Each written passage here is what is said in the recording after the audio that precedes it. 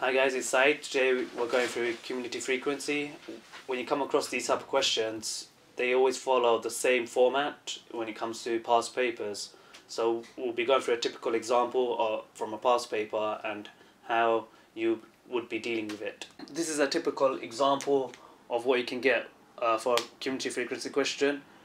When you come across these, the first thing you should do is just draw an extra table out on the side and you just label this as your cumulative frequency.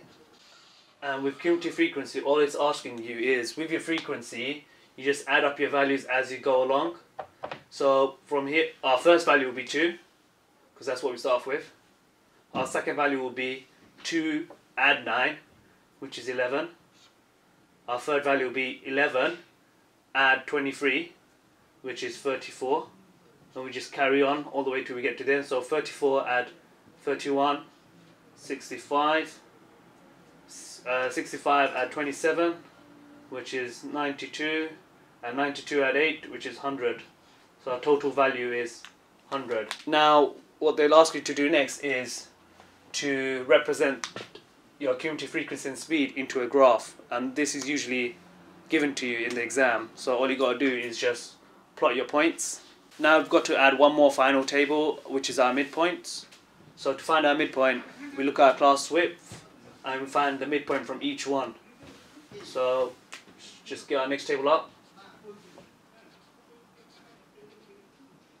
Midpoint, and from here we can see our midpoint from here is 10, and from our next one it's 30, and the next one 50, 70, 90 and 110. Now that we've got our midpoint and cumulative frequency, we're going to be using those two values to plot our graph. So we've got on our x-axis, we've got our speed, and our midpoint is going to represent our x-axis, and we've got cumulative frequency, and that's going to represent our y-axis. So we're going to be looking for our x-axis is going to be our midpoint, so that's going to be 10, and our cumulative frequency is going to be 2 on the y-axis. So you try and find 10 on the y-axis and 10 on the x-axis and 2 on the y-axis. So that point should be just roughly around here, and we just carry on until we complete the graph. So we've got 30 as our next x-axis and 11 as our next cumulative frequency. So that should go roughly around here, and then it's 50 and 34.